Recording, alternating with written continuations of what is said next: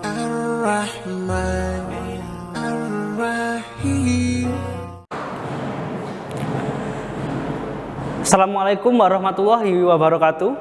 Bertemu kembali dengan saya Ustadz Reza Septian Putra. Untuk yang pertemuan minggu lalu kita sudah membahas tentang definisi geografi. Kemudian yang kedua ada sejarah perkembangan geografi. Kemudian yang ketiga ada objek kajian geografi. Kemudian yang keempat ada aspek geografi, dan yang terakhir ada ruang lingkup geografi. Mungkin di sini saya akan mereview materi yang sudah kita pelajari di minggu lalu atau pertemuan yang lalu. Definisi geografi itu seperti apa, anak-anak?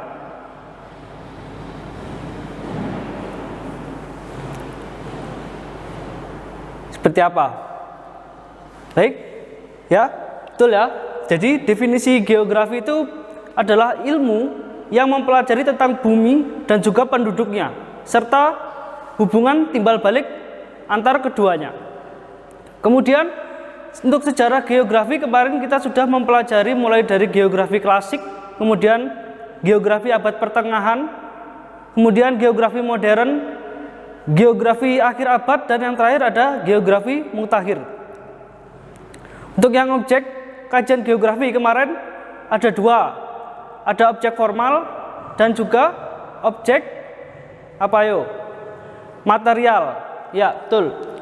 Untuk aspek geografi juga ada dua ya anak-anak, apa saja?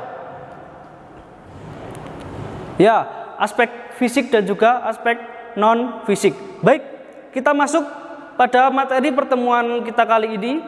Kita akan membahas ini ya anak-anak, ada 10 konsep geografi yang harus kalian pahami. Di sini 10 konsep geografi. Yang pertama, langsung saja Ustadz jabarkan, ada lokasi atau letak. Kemudian 10 konsep yang kedua, ada jarak.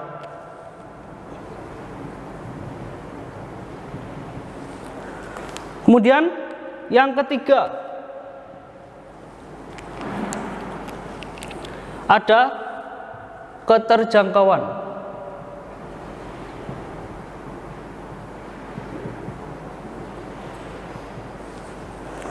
Kemudian yang keempat ada apa anak-anak? Di buku sudah sangat lengkap juga. Yang keempat ada apa? Ya, pola. Kemudian yang kelima. Yang kelima apa? Ya, ada morfologi.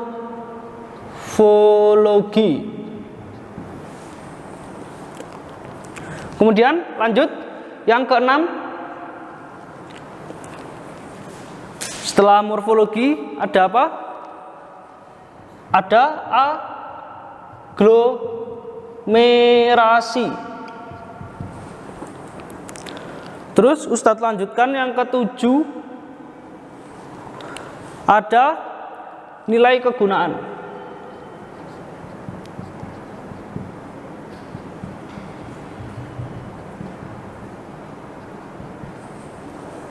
Kemudian yang ke-8 anak-anak. Yang ke-8 ada apa? Ya, interaksi ya. Interaksi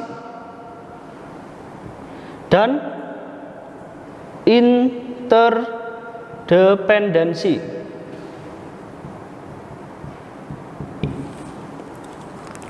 Kemudian setelah ini yang ke-9 ada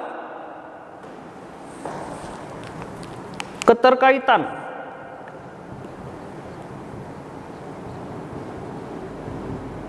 Keterkaitan apa? Ya, keterkaitan keruangan. Dan konsep geografi yang terakhir adalah diferensiasi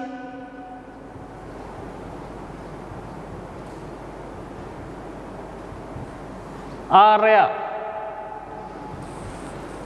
Ya, jadi untuk pertemuan kita kali ini kita akan membahas 10 konsep geografi ya anak-anak. Yang pertama ada lokasi atau letak, kemudian ada jarak, dan seterusnya. Yang ketiga ada keterjangkauan, kemudian ada pola, kemudian ada morfologi, kemudian aglomerasi, kemudian ada nilai kegunaan, terus ada ya interaksi dan interdependensi. Yang kesembilan ada keterkaitan keruangan, dan yang terakhir ada diferensiasi area. Jadi pada pertemuan kita kali ini kita akan membahas definisi-definisi 10 konsep geografi, kemudian contoh-contohnya, dan yang terakhir kita akan latihan soal, karena 10 konsep ini yang paling sering keluar ketika nanti ujian nasional maupun SBMPTN anak-anak. Baik, untuk selanjutnya silakan kalian simak penjelasan materi dari Ustadz.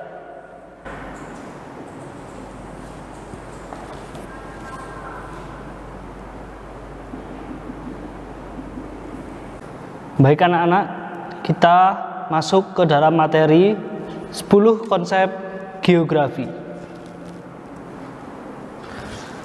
Ya, jadi Ustadz ulangi lagi, konsep geografi ada 10 yang harus kalian pahami. Yang pertama ada lokasi atau letak, kemudian ada jarak, kemudian ada keterjangkauan, kemudian ada pola, lalu ada morfologi, yang keenam ada aglomerasi, yang ketujuh ada nilai kegunaan, yang kedelapan ada interaksi dan interdependensi, kemudian yang kesembilan ada keterkaitan keruangan, kemudian yang terakhir ada diferensiasi area. Kita akan membahas satu persatu ke konsep yang pertama, yaitu ada konsep lokasi anak-anak. Jadi konsep lokasi seperti yang ada di slide ini, dia berhubungan dengan letak suatu fenomena atau objek geografi di suatu wilayah. Jadi dia berhubungan dengan letak suatu fenomena atau objek ada suatu wilayah. Nah, untuk konsep lokasi ini anak-anak, konsep lokasi ini digunakan dalam analisis geografi untuk menjawab pertanyaan di mana, seperti yang sudah kita bahas di pertemuan sebelumnya, yaitu ada ruang lingkup geografi. Nah, konsep ini digunakan untuk menganalisis dari fenomena atau objek geografi tersebut. Ya, nah bisa kalian lihat di slide, lokasi ini dibagi menjadi dua anak-anak.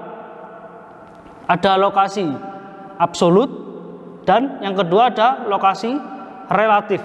Diingat-ingat ya anak-anak, ada lokasi absolut dan juga lokasi relatif. Untuk yang lokasi absolut dulu, sini Ustadz akan membahas bahwa lokasi absolut ini dia berkaitan erat dengan letak astronomis suatu wilayah. Ya, Ustadz ulangi, jadi letak atau lokasi absolut ini dia berkaitan dengan letak astronomis suatu daerah. Ustadz, apa itu letak astronomis? Nah, jadi letak astronomis itu adalah letak berdasarkan garis lintang dan garis bujur anak-anak. Oke, setelah ini Ustadz tampilkan contohnya. Kita masuk dulu ke dalam lokasi relatif. Kemudian untuk yang lokasi relatif, perbedaannya adalah di sini kalau lokasi relatif itu lokasi yang berdasarkan dengan letak geografis anak-anak. Satu ulangi lagi bahwa lokasi absolut berdasarkan letak astronomis. Kemudian untuk yang lokasi relatif berdasarkan dengan letak geografis. Kita masuk ke contohnya anak. Nah, di sini Ustadz akan menampilkan contoh dari lokasi absolut. Bisa kalian lihat pada slide ada ta Indonesia. Kemudian penjelasannya di bawah, berdasarkan letak astronomis Indonesia terletak di antara 6 derajat lintang utara sampai 11 derajat lintang selatan dan 95 derajat bujur timur sampai 141 bujur timur. Jadi seperti itulah yang dinamakan dengan letak atau lokasi absolut berdasarkan letak astronomis. ya, berdasarkan dengan garis lintang dan garis bujur. Nah, jadi garis lintang itu yang ini anak-anak, yang sejajar. Bisa kalian lihat kursornya pada slide. Nah, yang horizontal anak-anak. Lintang itu garis yang horizontal. Nah, kalau ini ada 0 derajat lintang utara. Kalau 0 derajat lintang utara itu adalah garis ekuator atau bisa disebut dengan garis khatulistiwa. Nah, kemudian yang vertikal anak-anak. Yang vertikal ini adalah garis bujurnya. Nah, bisa kalian lihat ya kursornya pada slide Ustadz tampilkan ini. Nah, jadi Ustadz ulangi lagi, kalau letak astronomis dia berdasarkan dengan garis lintang dan garis bujur. Untuk garis lintang dia yang horizontal atau yang sejajar. Seperti itu. Kemudian kalau yang garis bujur yang vertikal. Nah, seperti itu anak-anak. Jadi di sini bisa kalian pahami ya bagaimana letak astronomis. Nah, kemudian Ustadz ulangi lagi, kalau letak astronomis Indonesia adalah 6 derajat lintang utara sampai 11 derajat lintang selatan dan 95 bujur timur sampai 141 derajat bujur timur. Kemudian kita masuk untuk contoh yang lokasi relatif. Nah, kalau lokasi relatif ini berdasarkan apa tadi anak-anak? Ya, berdasarkan letak geografis suatu daerah atau wilayah. Seperti apa Ustadz letak geografis itu? Nah, Ustadz ambil contoh peta Indonesia lagi anak-anak. Jadi yang berwarna putih atau krem ini, dia ini adalah wilayah Indonesia ya anak-anak. Kemudian letak geografisnya bisa kalian baca pada slide bagian bawah ini.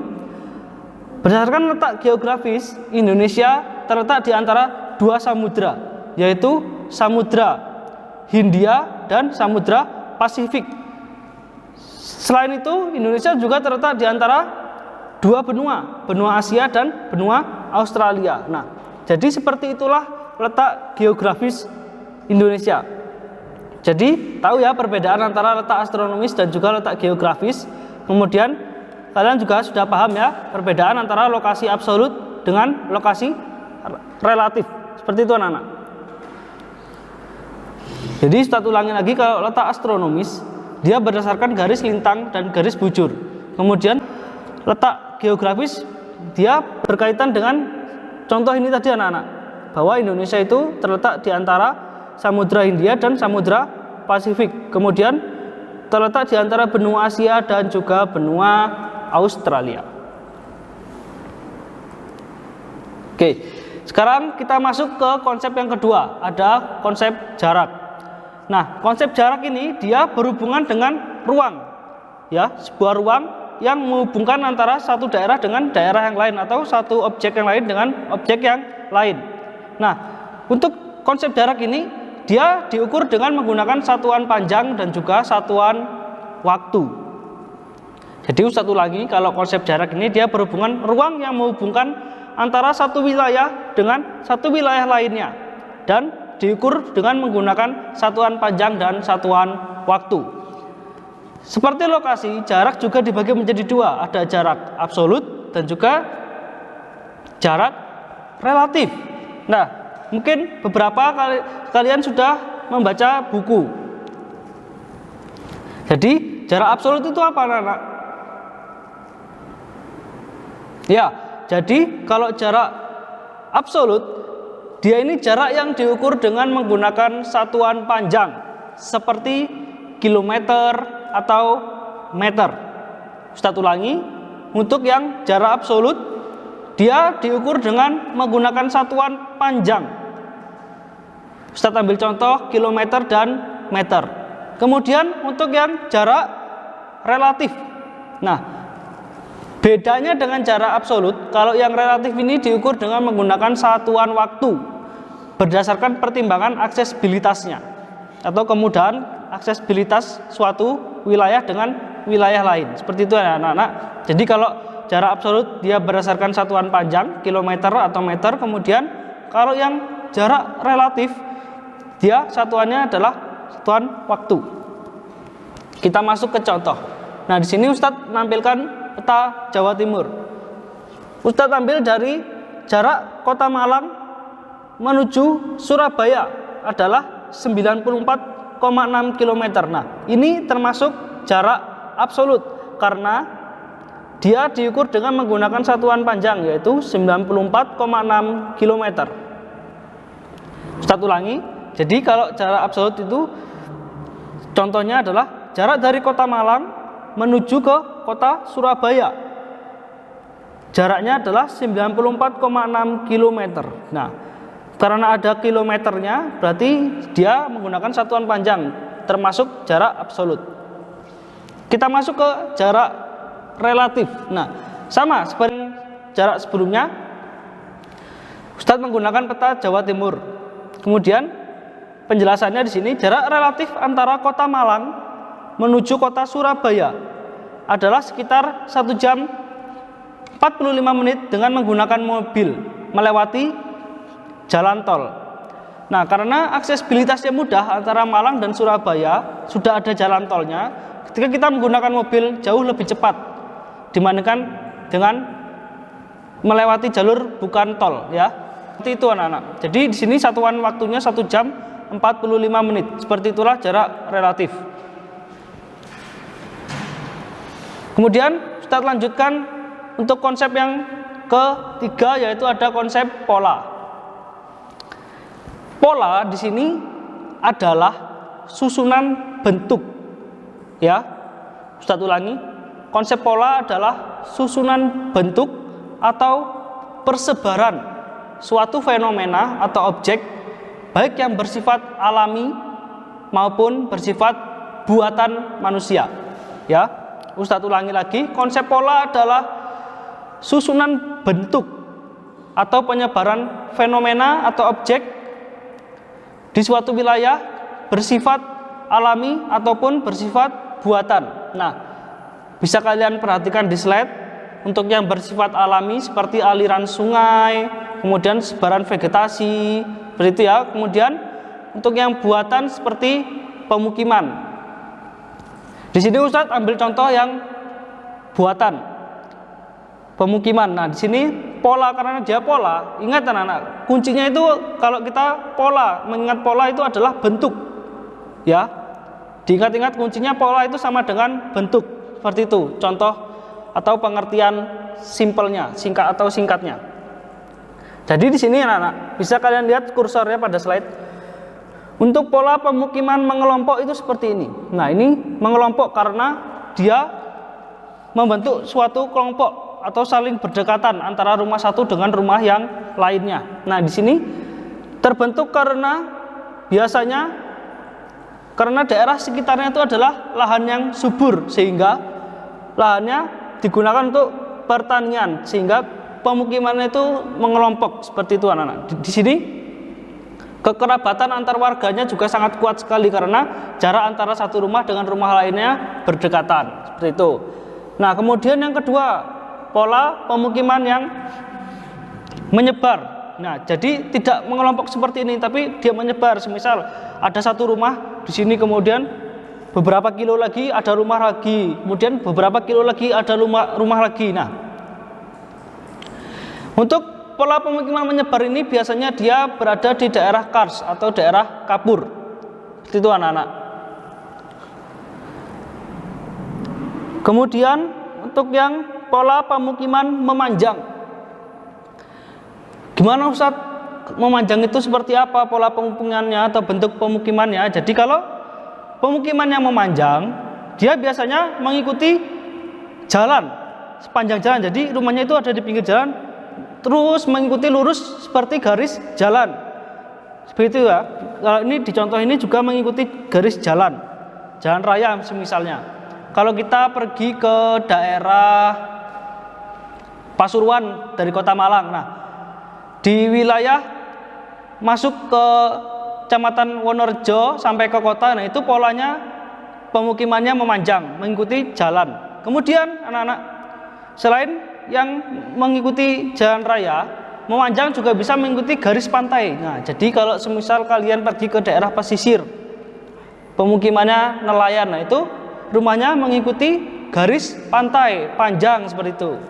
Bisa dipahami anak-anak. Jadi kalau konsep pola itu merupakan susunan bentuk atau penyebaran suatu fenomena atau objek di suatu wilayah yang bersifat alami ataupun bersifat buatan. Diingat-ingat, kalau kita melihat atau mendengar kata pola, itu artinya adalah bentuk, seperti itu. Kemudian konsep yang selanjutnya adalah morfologi. Jadi di sini konsep morfologi ini adalah konsep yang berhubungan dengan bentuk-bentuk muka bumi. Ya, satu ulangi. Konsep morfologi adalah konsep yang berhubungan dengan bentuk-bentuk muka bumi, baik yang bersifat alami maupun bersifat buatan. Nah, perlu kalian ketahui anak-anak bahwa konsep morfologi ini dia ini digunakan untuk mengetahui potensi suatu daerah. Semisal daerah pegunungan. Dengan menggunakan konsep morfologi kita juga tahu bahwa daerah ini rawan longsor. Daerah ini jauh lebih subur. Atau daerah ini airnya sulit. Nah, kita menganalisis itu dengan menggunakan konsep morfologi ini anak-anak. Saya ambil contoh seperti ini ya. Ini adalah bentuk muka bumi kita. Jadi mulai dari bawah dulu, di sini adalah pantai, bisa kalian lihat pada kursornya. Kemudian ada setelah pantai biasanya ada dataran rendah, kemudian ada bukit ya anak-anak. Nah, kemudian lebih tinggi lagi ada plato. Plato di sini adalah dataran tinggi. Kemudian ada lembah. Kemudian ada gunung. Nah, inilah morfologi. Seperti inilah bentuk muka bumi kita atau morfologi. Jadi ingat-ingat anak-anak, kalau morfologi itu dia berkaitan dengan bentuk-bentuk muka bumi. Oke, kemudian selanjutnya ada konsep nilai kegunaan. Kalau nilai kegunaan ini dia berhubungan dengan keunggulan atau kelebihan suatu daerah atau wilayah, bisa juga fenomena atau objek yang memiliki nilai kegunaan. Yang memiliki nilai kegunaan tergantung dari pemanfaatannya. Ustadz ulangi bahwa konsep nilai kegunaan ini berhubungan dengan keunggulan atau kelebihan suatu wilayah yang memiliki nilai guna berdasarkan pemanfaatannya. Jadi seperti ini, Ustadz ambil contoh ini adalah Kota Batu, ya. Di sini adalah wisata Gunung Banyak atau biasanya dikenal dengan wisata para layang. Ustadz ambil contoh seperti ini. Jadi wilayah Batu memiliki keindahan alam yang sangat bagus sehingga cocok untuk digunakan sebagai wisata. Seperti itulah nilai kegunaan. Jadi Ustadz ulangi lagi contohnya. Kota Batu memiliki keindahan alam yang sangat bagus sehingga sangat cocok sekali untuk digunakan sebagai tempat wisata. Jadi kalau konsep nilai kegunaan ini dia berhubungan dengan keunggulan atau kelebihan yang memiliki nilai guna dengan pemanfaatannya. Seperti itu anak-anak.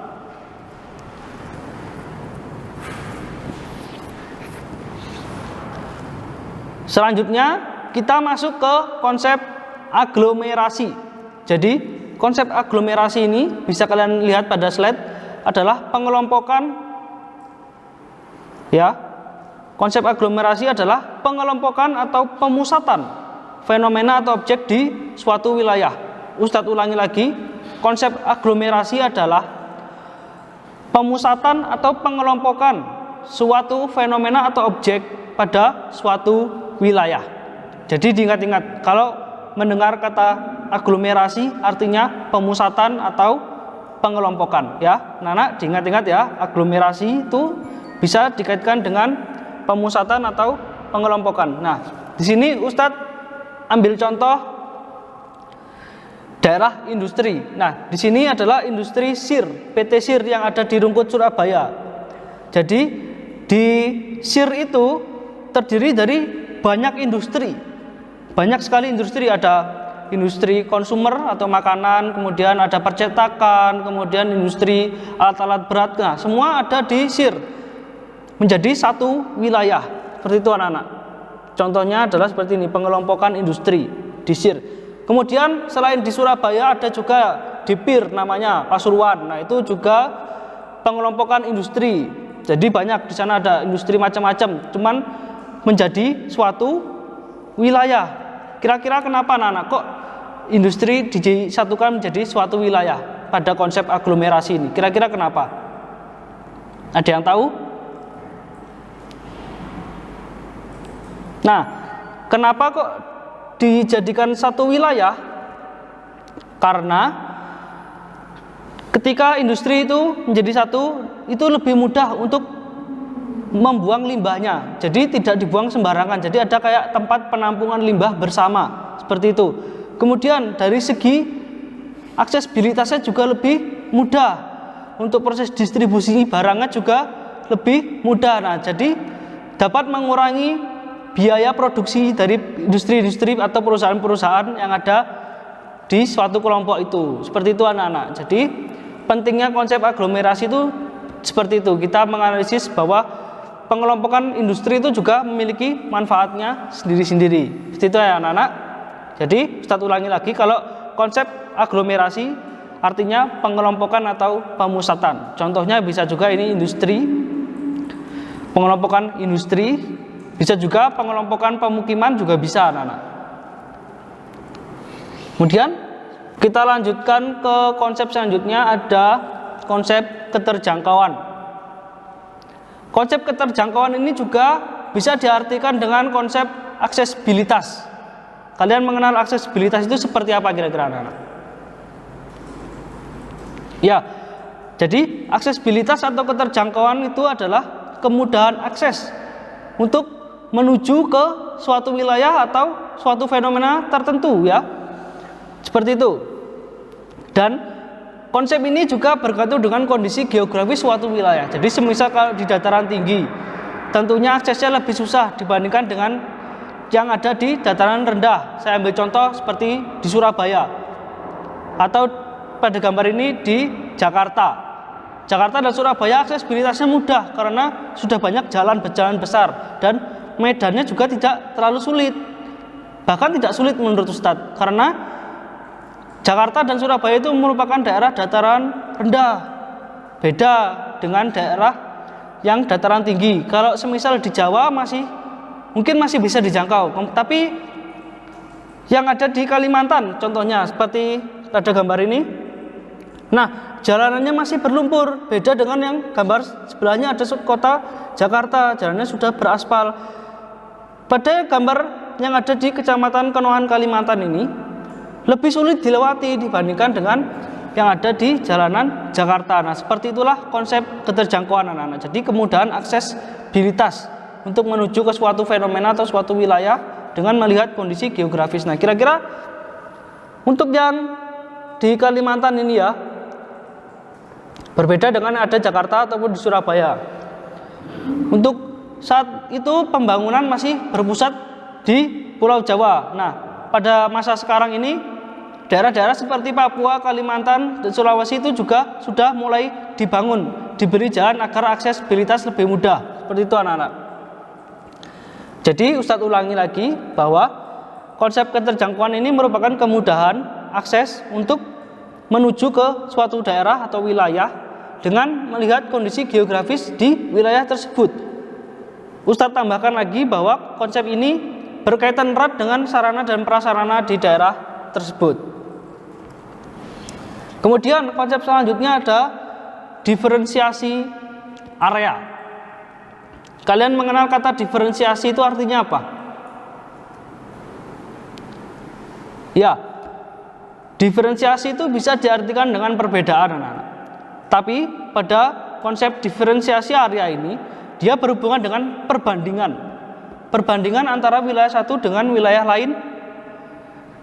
Ya, perbandingan wilayah satu dengan wilayah lain karena pada tiap wilayah itu memiliki keunggulan yang sendiri-sendiri. Jadi pada konsep diferensiasi area ini dia lebih membandingkan antara wilayah satu dengan wilayah yang lainnya. Seperti itu anak-anak. Ustadz ambil contoh seperti ini. Pada gambar sudah ada gambar pertama ini ada pada dataran tinggi atau pegunungan.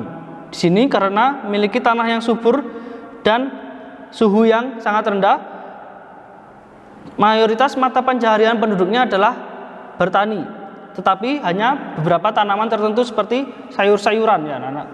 Kemudian untuk yang gambar selanjutnya ada ini adalah gambar di pesisir pantai.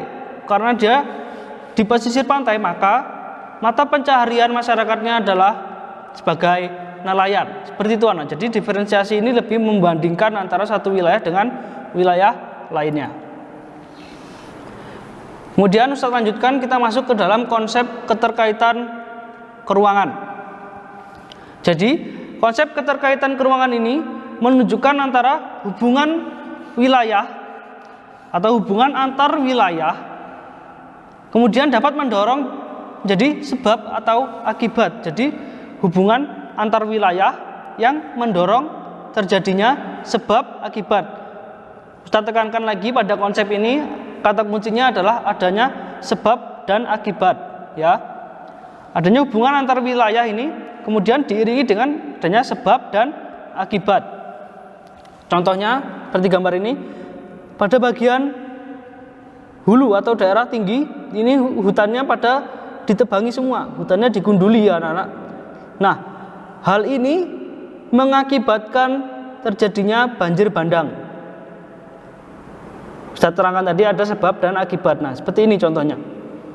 Karena daerah hutannya atau daerah hulunya ditebangi anak-anak. Nah, ini terjadilah banjir bandang. Di daerah hilir atau daerah dataran rendahnya terjadi banjir bandang. Ada sebabnya karena pengundulan hutan. Seperti itu ya anak-anak. Nah, kemudian konsep yang selanjutnya adalah interaksi dan interdependensi. Hampir sama dengan konsep sebelumnya, keterkaitan keruangan. Sama-sama adanya hubungan. Tetapi kalau yang di sini bukan sebab akibatnya yang ditekankan anak-anak. Kalau di sini dia hanya yang diperhatikan adalah hubungan timbal balik atau ketergantungan antar suatu wilayah, antara wilayah A dengan wilayah B misalnya. Ustadz ambil contoh ini gambarnya. Masyarakat kota ya membutuhkan wilayah desa untuk mencari makanan atau sebagai sumber makanan. Kemudian masyarakat desa juga membutuhkan teknologi dari masyarakat kota. Nah, ini adalah hubungan timbal balik antara masyarakat kota dengan masyarakat desa, seperti itu. Nah, sudah 10 konsep kita bahas. Sekian dari penjelasan Ustadz pada pertemuan kali ini. Mari kita simpulkan apa yang sudah kita pelajari tadi. Yang pertama ada lokasi. Lokasi atau letak. Jadi lokasi ini dibagi menjadi dua, ada lokasi absolut dan lokasi relatif. Kalau yang absolut dia berhubungan dengan letak astronomis. Kemudian yang relatif dia berhubungan dengan letak geografis suatu wilayah. Kemudian yang kedua ada jarak anak-anak. Jarak juga dibagi menjadi dua, ada jarak absolut dan juga jarak relatif. Kalau jarak absolut dia dihitung atau memiliki satuan panjang, seperti jarak dari Malang ke Surabaya adalah sekitar 94 km. Nah, itu termasuk jarak absolut. Kemudian yang relatif diukur dengan satuan waktu. Nah, jadi juga diperhatikan bahwa kemudahan aksesibilitasnya. Semisal jarak relatif kota Malang menuju ke kota Surabaya hanya sekitar 1 jam 45 menit ditempuh dengan menggunakan mobil dan melewati jalan tol, seperti itu. Kemudian setelah jarak ada apa anak-anak? Setelah jarak ada apa? Keterjangkauan. Nah, keterjangkauan tadi berhubungan dengan kemudahan aksesibilitas untuk menuju ke suatu wilayah atau fenomena ke fenomena lainnya. Kemudian ada pola. Kalau pola ini dia berkaitan dengan bentuk atau persebaran suatu fenomena atau objek di suatu wilayah. Kemudian ada morfologi. Ya, morfologi ini berkaitan dengan bentuk-bentuk muka bumi, baik itu yang alami maupun yang buatan. Kemudian yang keenam ada aglomerasi atau pemusatan atau pengelompokan suatu objek di suatu wilayah. Kemudian ada interaksi dan interdependensi, adanya hubungan timbal balik satu fenomena dengan fenomena lainnya. Kemudian yang kedelapan ada nilai kegunaan. Nilai kegunaan tadi apa anak-anak? Ya, adanya pemanfaatan suatu fenomena yang memiliki nilai guna di suatu wilayah. Kemudian setelah nilai kegunaan ada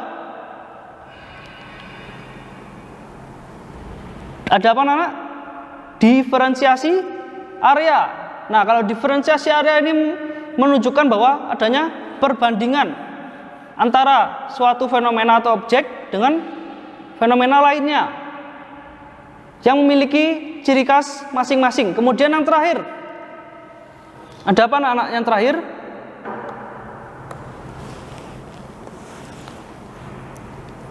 Keterkaitan keruangan. Nah, di sini adanya keterkaitan antara suatu fenomena dengan fenomena lainnya karena memiliki suatu perbedaan ciri khas. Jadi semisal kota Surabaya karena dataran rendah, daerah pesisirnya penghasil ikan, kemudian daerah Batu karena dataran tinggi, penduduknya berpencaharian sebagai petani, jadi produknya adalah sayur-sayuran ya.